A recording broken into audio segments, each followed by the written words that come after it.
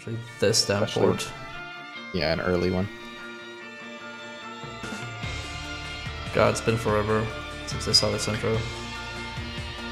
Same.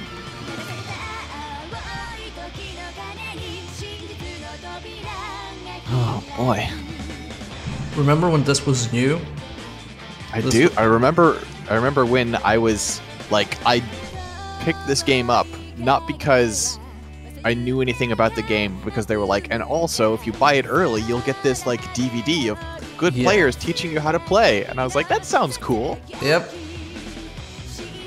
Real Soviet damage. Yep. The origin of this username.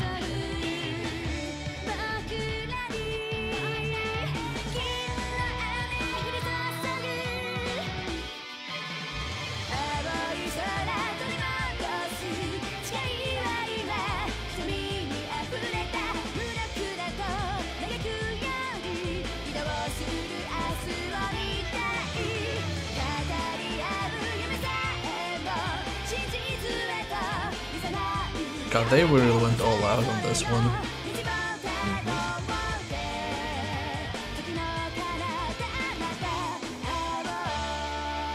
Also, the way some characters feel is completely not reflected in this intro.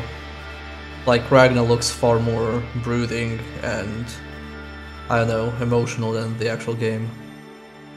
Less hot-blooded, I'd say. I think that's fair, yeah. Sad anime eyes. Hello, welcome to let's stream through the BlazBlue series, because that sounds like a good idea. And with me is 6. Hello, 6. Hello. Gosh, this music is fucking taking me back, huh? Yeah, so this is the first BlazBlue Calamity trigger. This is the first BlazBlue I've played and the first BlazBlue you've played. And we're just gonna jump into this. Yeah, this doesn't bring me back because I played on the PS3, so I don't remember seeing keyboard icons. I literally never played this against another human being. Oh, I played this like every weekend with friends. Like I had 3 opponents. So let's go through the principal cast. So we have Ragnar Bloodedge, aka not so bad guy. Jinka Saraki, aka not Kai Kiske. This vampire that kind of looks like Slayer but isn't. Karl Clover, the puppet character. Arakune, who is definitely not like Testament. Bang, who is not like Chips enough. Tager, who is not like Potemkin. Lychee, who is not like Gem.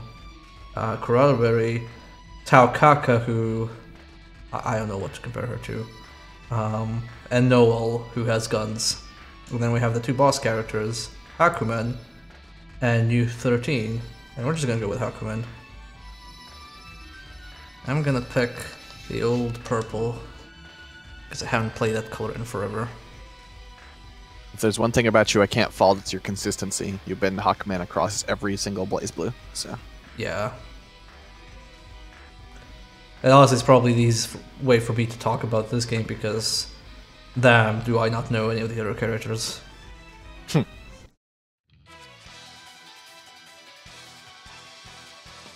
Gosh.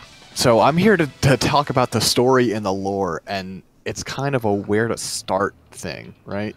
Yeah, well, let me just yeah, first show a go little over, off first. Yeah, show off the actual mechanics, and then we'll go through the story, because we do have half an hour to fill. Oh god, this purple. It's been forever.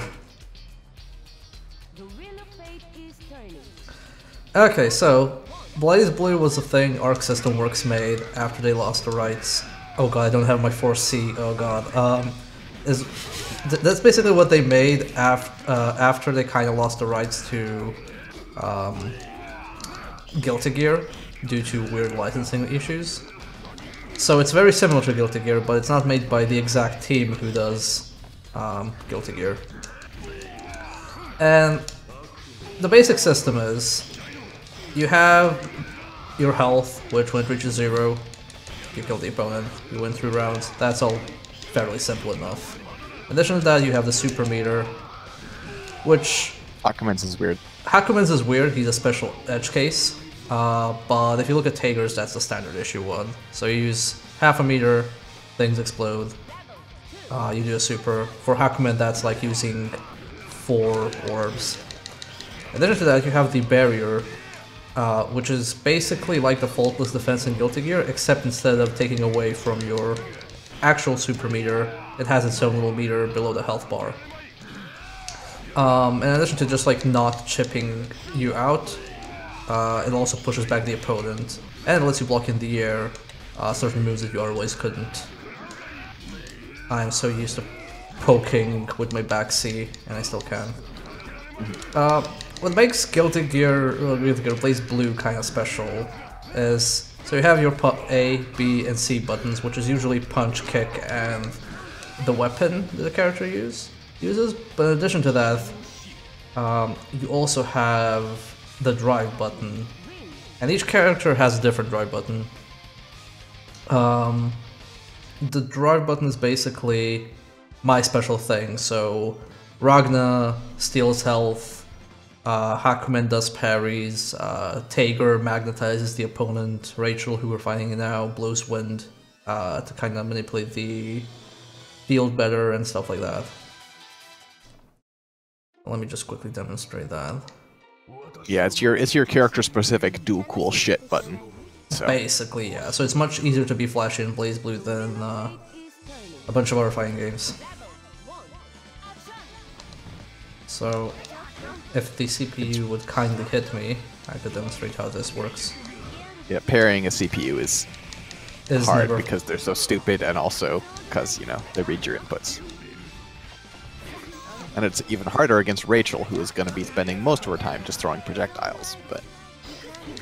Maybe we will talk her into hitting my parry once during the match. But basically, Hakumen does the shield thing, and if he grabs the opponent, he gets a little orb for his specials, and he also parries the opponent and throws to the ground. And specials are things like this special overhead thing, or Zantets. Yeah, Zantets, or doing this special kick thing, stuff like that. Aside from that, there's also a burst mechanic, which is probably the thing BlazBlue iterated on the most out of any series. Like, they keep changing that from entry to entry. So how barrier works is, there's this little BB thing you see below my health bar, like this little weird icon. If I press burst, I will basically knock the opponent back like a standard burst, but my health will turn to danger, which means I will take additional damage whenever I'm hit. This has a few problems, which means like you'll only really use a burst when you're low on health, because that's the best way to go about it. And aside from that, there's also the guard libra, which is the thing below, the little meter below the timer. And what that does is, the more you're hitting the opponent and the more you're guarding, the hit that they don't guard deals more damage. So it's kind of like Guilty Gear's guard mechanic. And I'd say that's basically it. Everything else is fairly straightforward for this one, and we're mostly gonna go over just like changes and maybe what each character does, like in just like a very surface level sense. Mm-hmm. Yeah, a lot of the system mechanics you've mentioned will be changed up as the series goes on. So yeah, mostly for the better. In general, CT, Rare Calamity Trigger, was really good. I'd say the biggest issue was that certain characters were obnoxiously powerful, which I will demonstrate later. Yeah, the balance of this game was kind of a mess. Yeah, but that got kind of fixed. Great basis. Yeah, and great basis for a series, frankly. Yeah. A lot of cool ideas. So why don't you tell us about what BlazBlue is about? Somebody asks you, can you tell me what this game is about? What do you tell them? So, BlazBlue is a fighting game that is, I don't know if it's completely unique, but at least pretty special in that every single fight that ever happens is canon. Because the core conceit of the game is that there is a time loop going on. There is a set of supercomputers that are forcing events to play over and over and over until they get the outcome they want, presumably, and they're just not getting it. And so, like, this fight that's happening right now, at some point in the infinitely looping timelines, Hakumen fought Lychee, right? And it went like this. Every fight you ever have happens. And for Calamity Trigger, that actually pretty much covers like the because they don't break out of the time loop in Calamity Trigger. But basically, hundreds of years ago, there was a big war, and there was a big monster called the Black Beast that started wiping out humanity. And as it sort of walked across the earth, killing people, it left behind a substance called Seether, which was poisonous and, you know, contaminated the land, but was also concentrated magic and made use of magic and such possible. So people began to learn to use magic. They learned to harness the Seether. They fought back against the Black Beast. There was a group of 8 people, known as the 8 Heroes, who sort of led humanity against the Black Beast and defeated it. Wait, wasn't it one of six them heroes? is Hawkman here. Oh, you're right. I'm sorry. I have it. Yes, it was the 6 heroes. My bad. But yeah, so Hawkman was one of the 6. We will be introduced to others as we go. They beat the Black Beast, and now, for the most part, humanity lives in these big cities that were built while the Black Beast was walking the earth, because they're higher up, and thus they were protected from the, you know, the Seether, the dark cloud of death that was on the ground.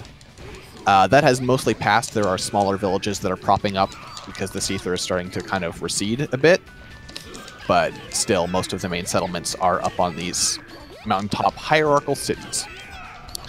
This is the 13th hierarchical city that this particular entry takes place in, called Kagutsuchi. And basically everything is run by Novus Octus Librum, I believe is the name. Let me make sure I got this right. And, sorry, Novus Orbis Librum. Basically, it is this, like, authoritarian kind of fascist organization that is dedicated to protecting the world and keeping anyone from getting super scary power, such as what must have created the Black Beast, and also controlling magic. That is our basic world setup. Yeah, this already sounds dumb as shit. We haven't even started. I'll just note that I said already, I never said it stopped. I'll just note that this is... I actually enjoyed the story and how it's set up, because you say like this goes as like time loops and Calamity Trigger, but the actual story mode is like, you know, multiple time loops, aka you have multiple endings per character, so you're actually playing through several time loops. But in the later games, it's kind of like one story, which is just the one time loop that everybody's currently in. Yeah, it's kind of a shame. It's more interesting when they do the different stuff earlier on. Like, you know how so many different fighting games have, like, well, you play every character and they all have their own ending, but only one of them actually happened. BlazBlue avoids that. Like, no, they all actually happened. It's just, you know, time loops. Time loops. So.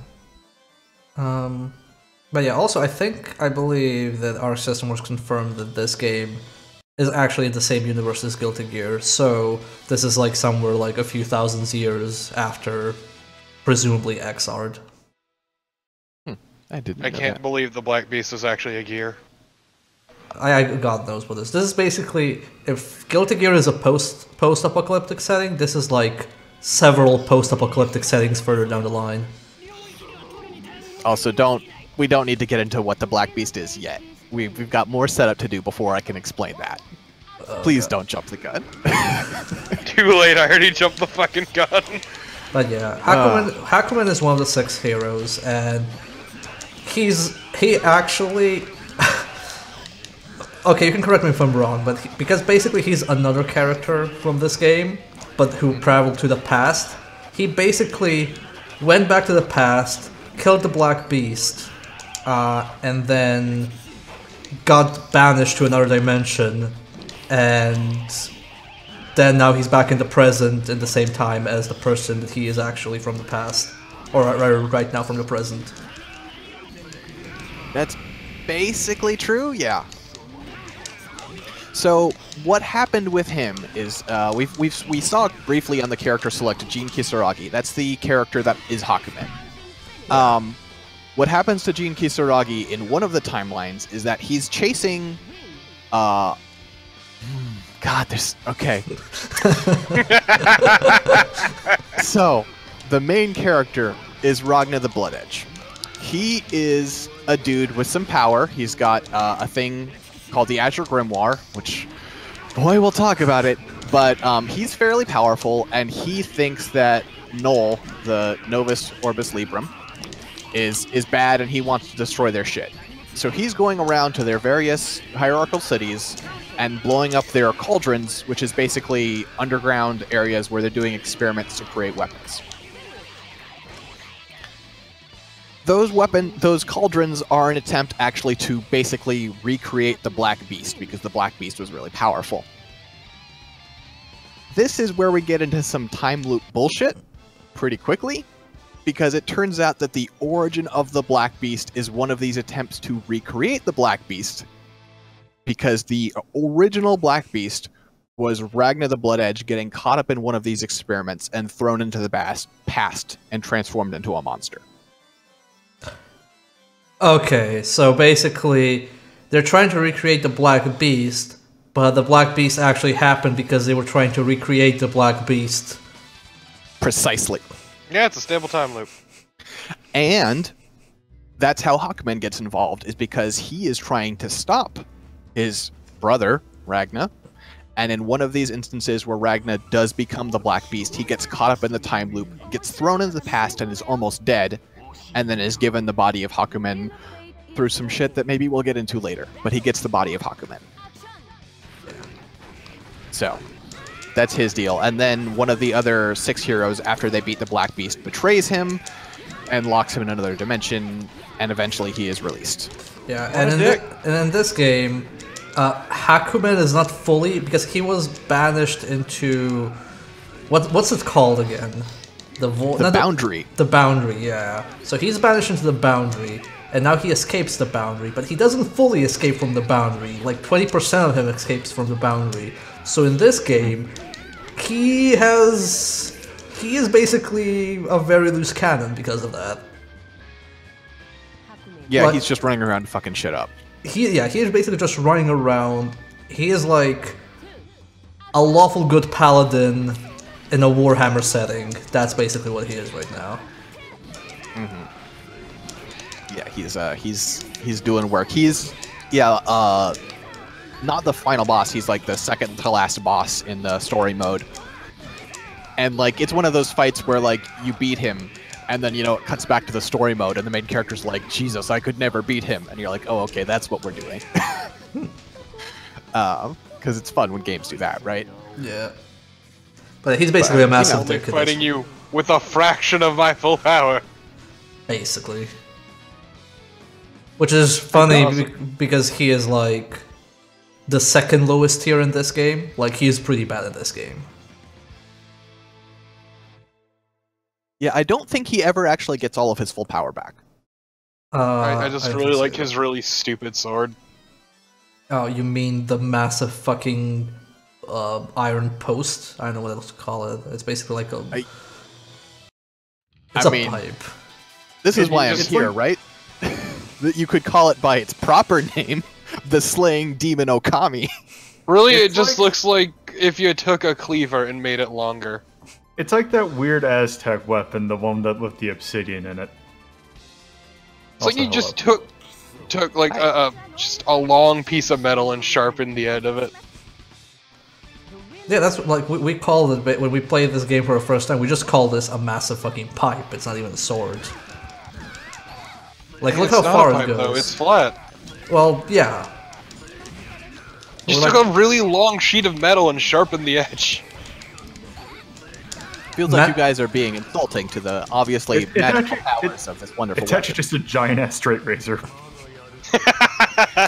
It's how he shaves. I mean, he doesn't have any facial hair. It does seem like he does a good job. Yeah, the most expert craftsman in all of Japan folded this sword exactly twice.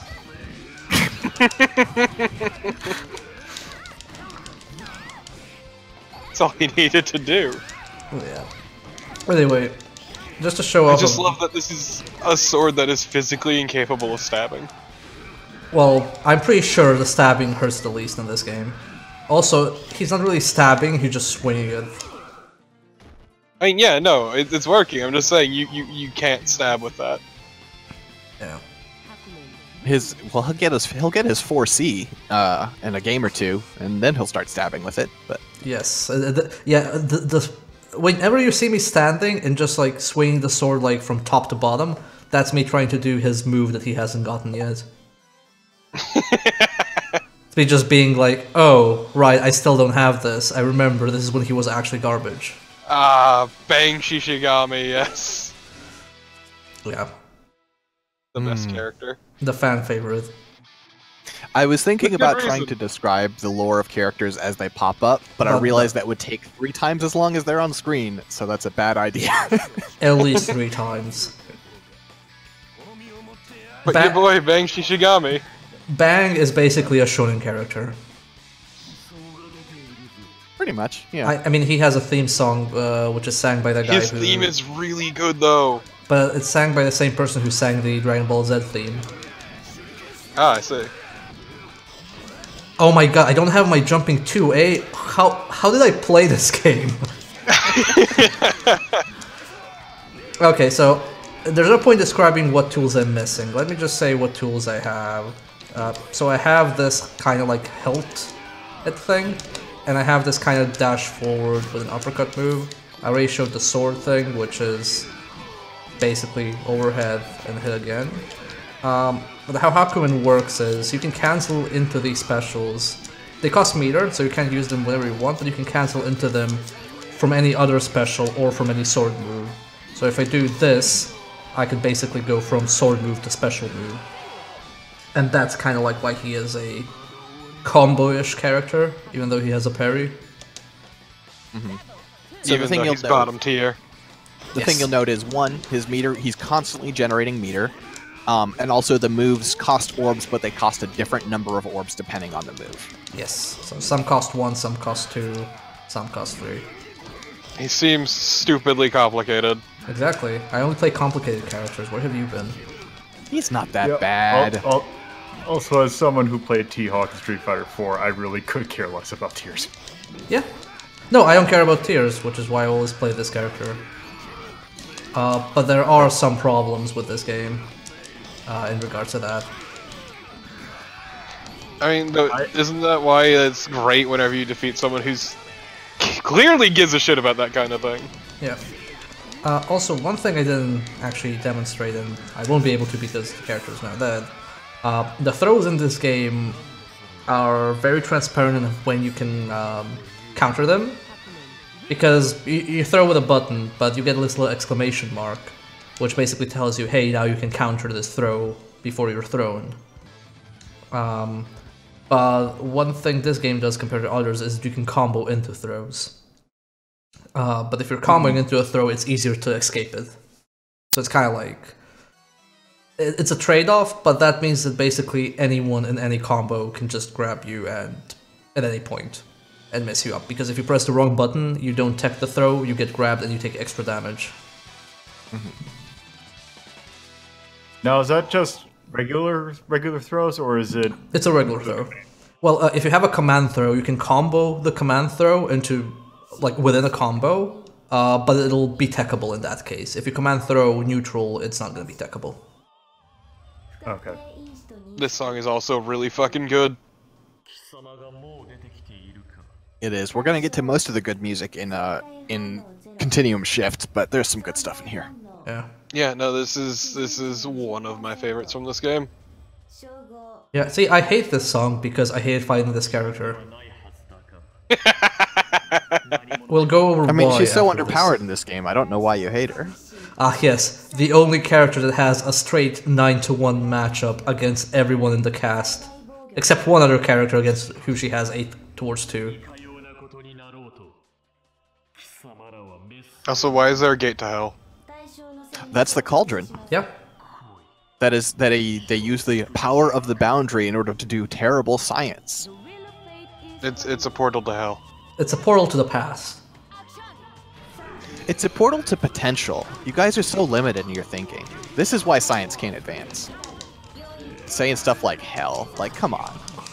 Give progress a chance. Sorry. You call it Shoal Gate. I'm sorry, that is very hell. No, what was the terminology they used in the new Doom game? I'm sure that hell had like a dimension number. I mean, they just referred to it as hell. They talked about hell energy a lot. What the song picked up, and it's great. I hate parrying the CPU. It never works.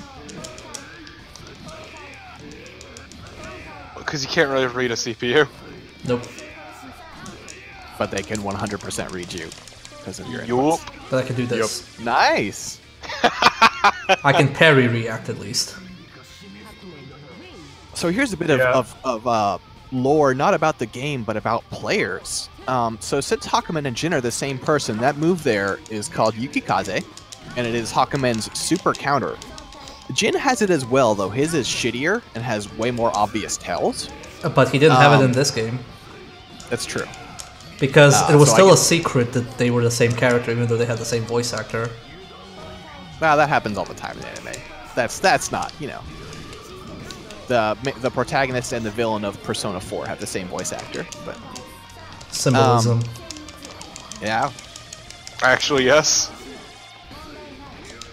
But if you do a Yukikaze or two to a Jin player as Hakumen, they will nearly always then counterpick Hakumen to try and show off or try and land their own Yukikaze, and they're trash at it. It's wonderful. They're salty little bitches. It's like in JoJo, you have people who would pick Dio, and then also because Pet Shop was banned, Jotaro, who both have well, not the world, but they both have a similar special. Yeah, here it's more like I have never seen a Jin player use a Yukikaze except when they play the Hakumen. The move is so bad, and people only use it for ironic shit-posting supers. They're basically just saying, "Oh, you think you're so good? Look how easy this is," and then they fuck it up and they lose. But you know, at least they made their statement. Getting flashbacks to a story that Bear told me a while back. The one person you made incredibly angry while playing Hakumen. Oh yeah, the person I had to like abandon all strategy and just go with the flow. Yeah. It was basically something from an anime. Yeah, basically what happened was someone started reading me really hard, and I was like, okay, I'm obviously like losing because all my stuff is getting predicted. I'm just not gonna have a plan. I'm just gonna start hitting him at the moment what I think the best move is. And then they couldn't read me, and they basically just died to several 2 or 3 move combos. And then they picked Hakumen and tried to spam counters on me and died again.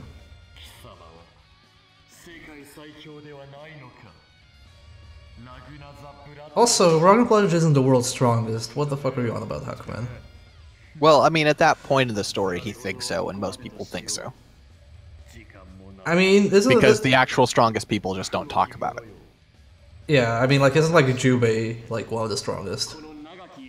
Yeah, but also Jubei pretends he's not. Like most of the actual strongest characters in this game are either like trapped in other dimensions for a while, or just kind of chilling and pretending they're just normal people. On vacation. you know how you do. Yeah, like your summer home. In Dragon Ball, they're on other planets, and BlazBlue, they're just on vacation. Or they're dead and they're waiting to be resurrected with the Dragon Balls. You know. Okay, and this is Hakumen's trademark quote. Yeah. The cute thing is the little teaser that is in that little rant in Japanese, which is the Wariwaku, Wariwako, Wariwa Jin, I am Jin. Which of course also means I am a sword, so you know. Yeah. It's a good little play on words. Also, this game did one thing that I don't think I've seen that much.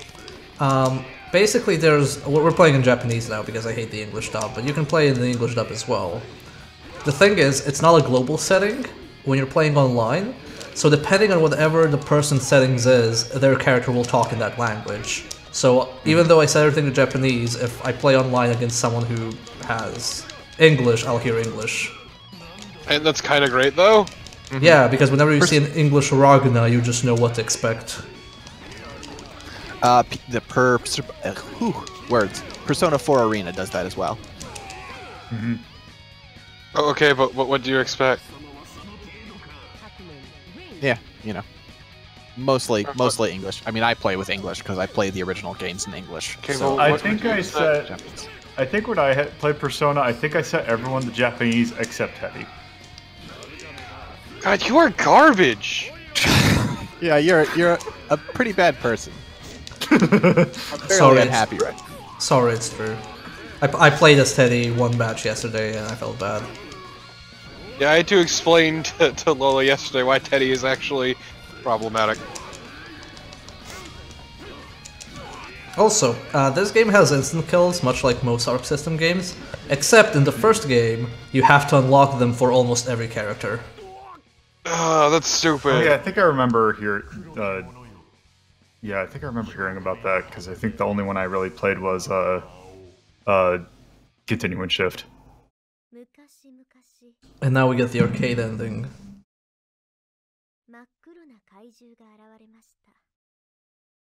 Where basically my one memory of that was basically because I always play Grappler, so I handle with this play.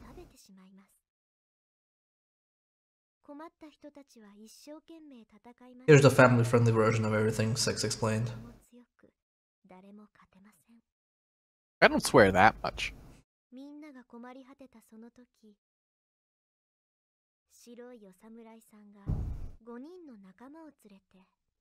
Yeah, Arxis isn't really good at happy, are they?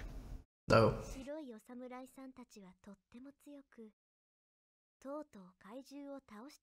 Oh, hey.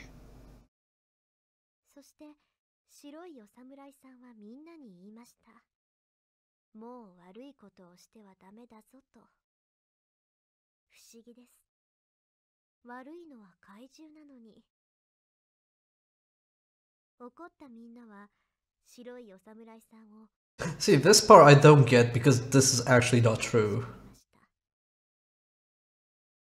Yeah, it's misleading. Yeah, it's very misleading because nothing like that happened. I don't even feel like there's a cover-up. Well, there.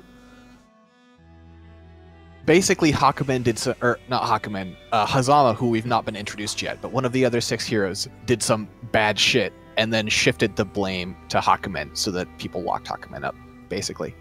Yeah. Also, you see that like Hakumen's voice actor is question mark is same as for Mu 13 because hey, let me open this can of words. Mu 13 has the same voice actor as Noel. Do you want to explain Noel now or in the next game? Let's go to the next game because there's gonna be more to, unpack. Yeah. Well, before we go, I just want to go quickly to training mode. Oh, you can now use a Hakumen's Astral He. Congrats, Bear. Yeah. That's gonna be great because I'm never gonna play this game again. Basically, let me just go to Mu 13. Yeah, sure. So this was the top tier character in the previous game, and I'm just gonna use one button to show off, how, like just by mashing what you can do. So basically you can do projectiles from any angle. You can do this kind of stuff, overhead, but I believe basically this is just like one button right now. One, and then back, plus that button. And you can kind of keep the distance, the opponent at a very crazy distance. So if you're playing against someone like Tager, they're pretty much screwed. They can't get to you anyway. Mm-hmm. But if you've practiced with her much at all, you can keep those ranged sword combos going for a while. Yeah, because there's stuff like jumping in the air as well. So there's just like basic stuff can already kill a beginner player like that. But yeah, just wanted to show that off. And as in terms of how the Astrals works, let's just quickly do Hakumen's.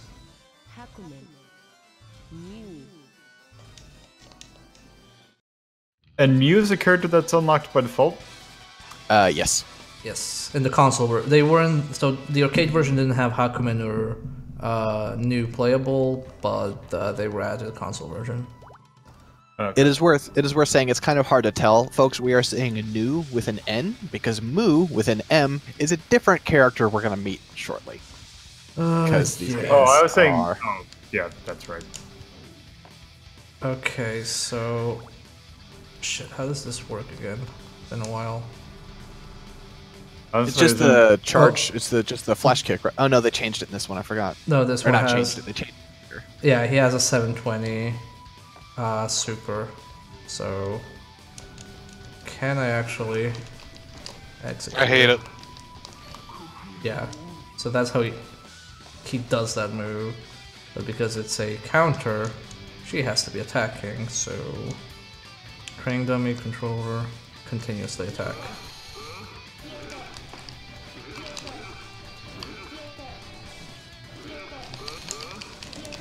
Damn it, this is gonna be hard. A little bit. Nope, I don't think I can do the actual, like, 720 hour block. Yeah, 720s without doing the jump thing. Buffering jump. Well, let's just go to Ragnar. He has his from the start because he's the main character.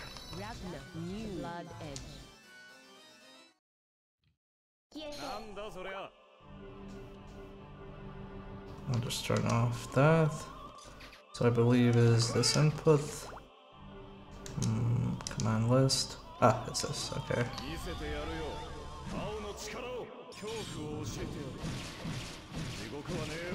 Funnily enough, even though they had theme songs for instant kills in Hokuto no Ken and Sengoku Basara, it took them a while until they added the BlazBlue.